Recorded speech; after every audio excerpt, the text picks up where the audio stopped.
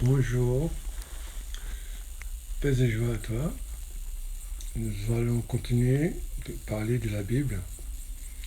Nous avons déjà vu les différents livres qui sont les livres dans le Nouveau Testament et de l'Ancien Testament. Aujourd'hui, nous allons essayer d'aller un peu plus loin. Nous allons essayer de voir, faire quelques réflexions sur la fin des évangiles. En effet, Paul nous dit dans l'Épître aux Corinthiens, chapitre 1, chapitre 15, versets 12 à 19, que si le Christ n'est pas mort et ressuscité, notre foi est vaine. Ça veut dire, en fait, nous nous sommes trompés parce que nous avons cru à quelque chose qui n'existait pas.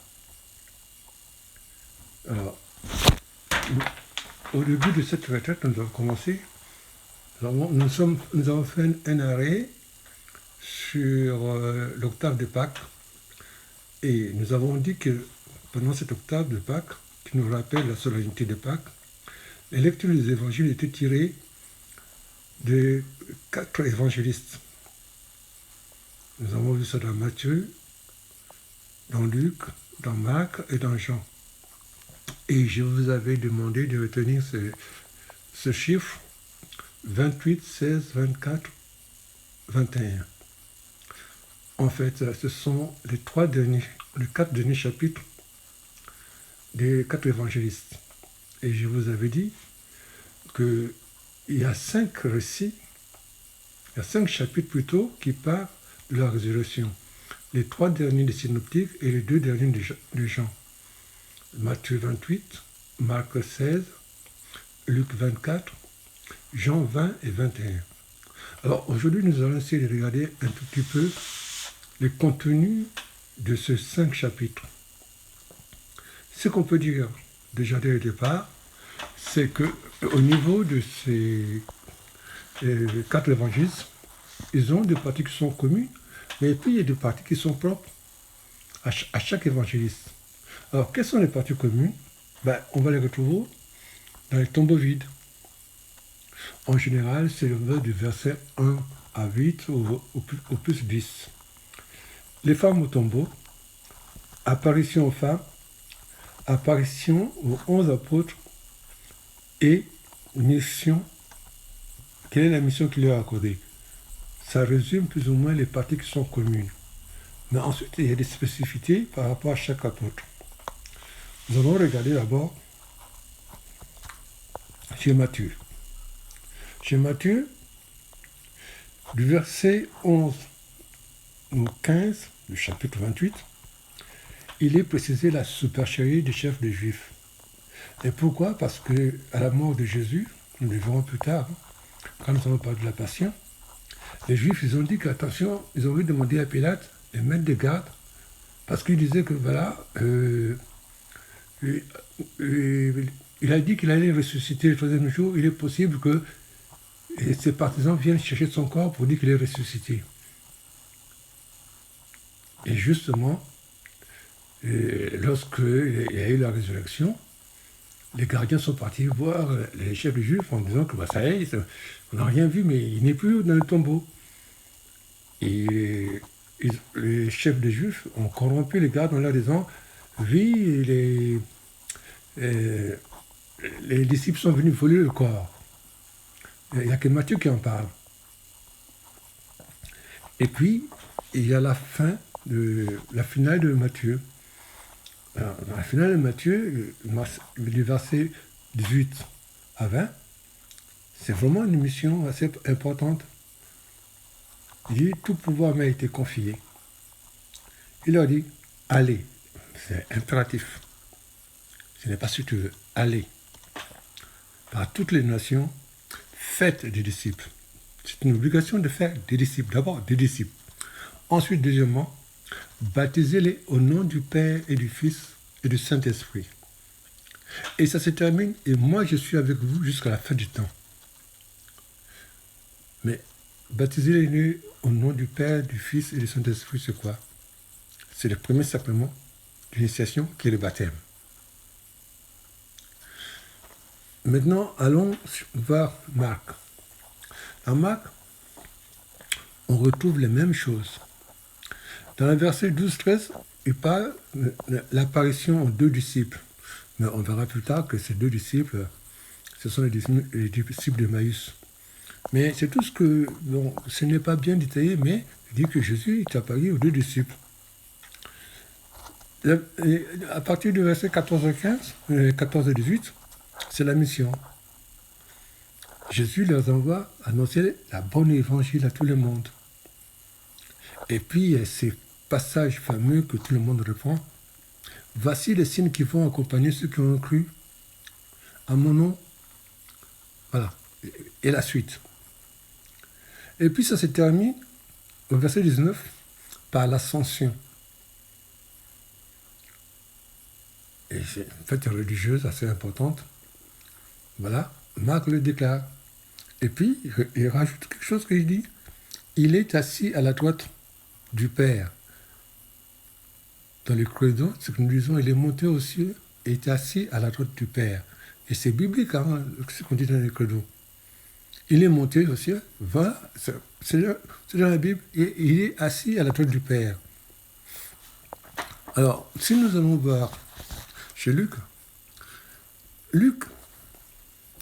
dans la première partie de 1.10, lui, il est beaucoup plus explicite.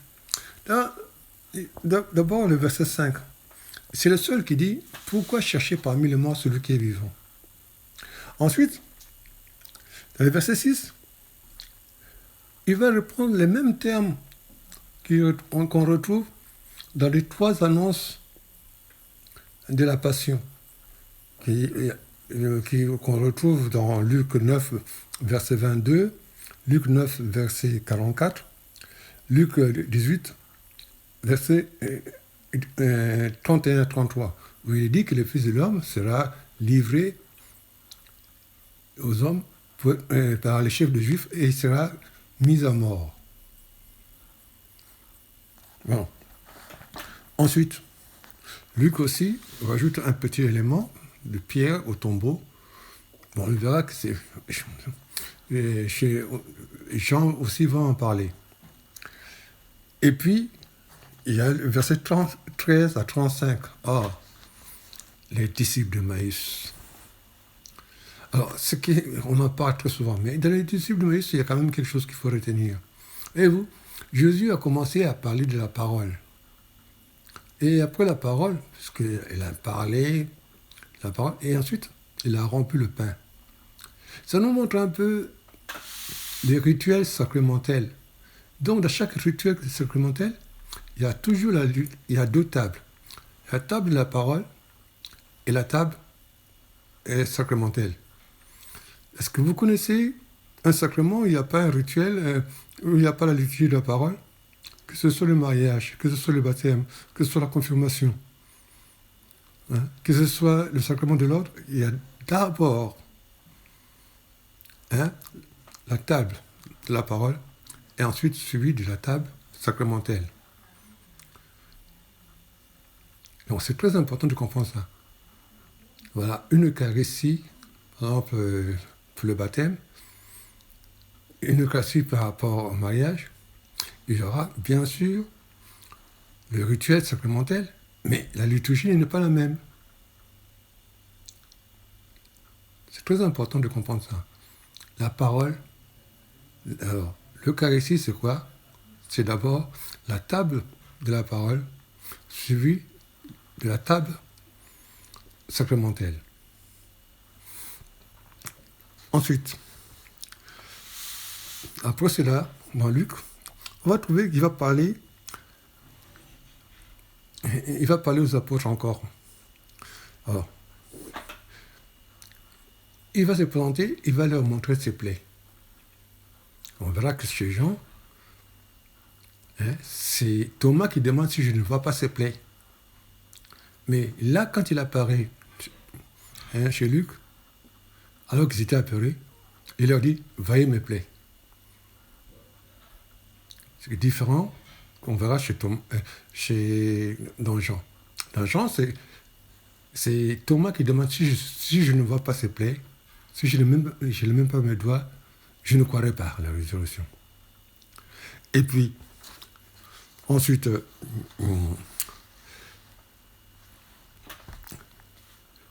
à partir du verset 44 à 47, justement, Jésus va leur parler, en fait, il va leur parler de leur mission, le kérigme. Hein?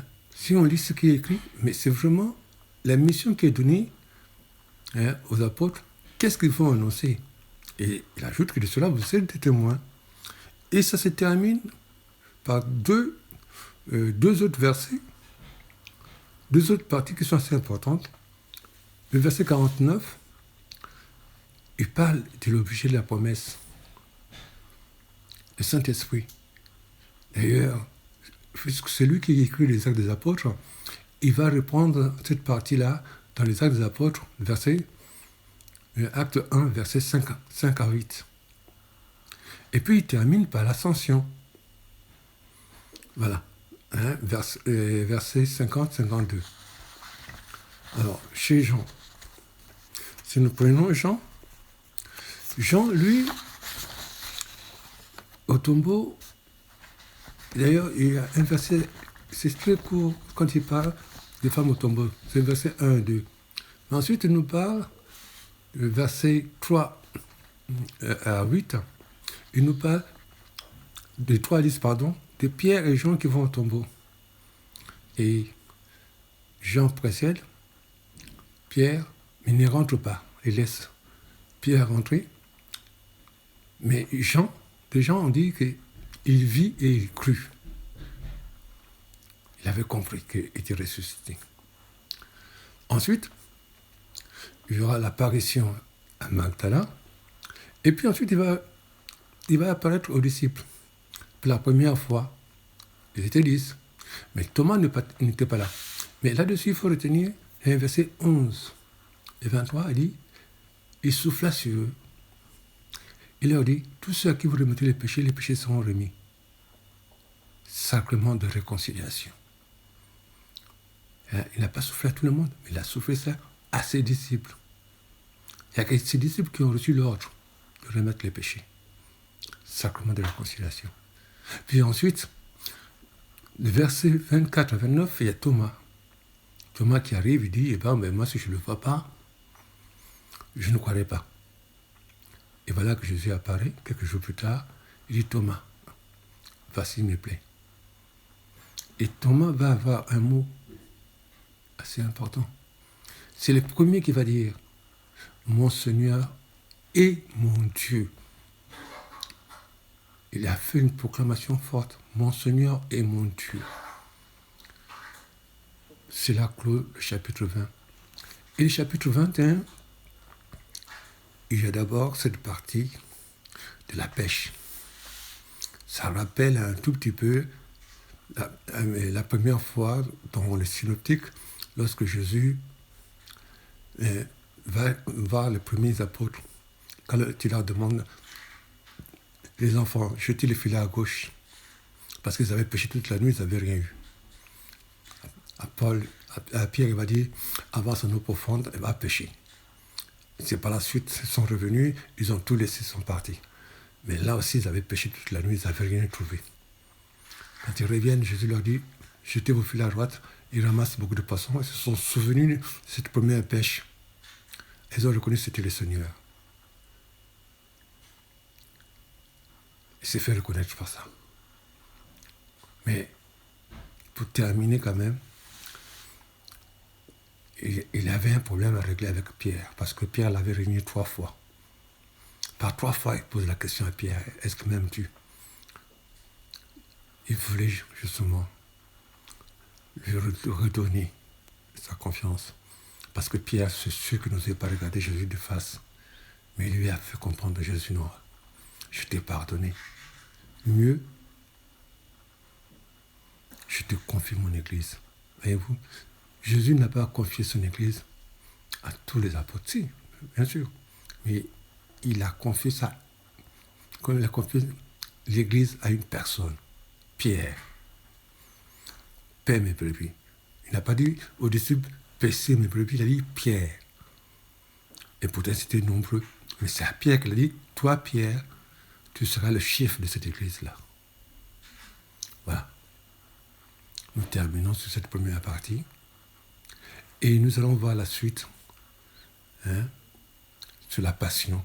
Nous allons voir les 2 premiers chapitres qui précèdent justement la résurrection. Que Dieu vous bénisse. Amen. Alléluia.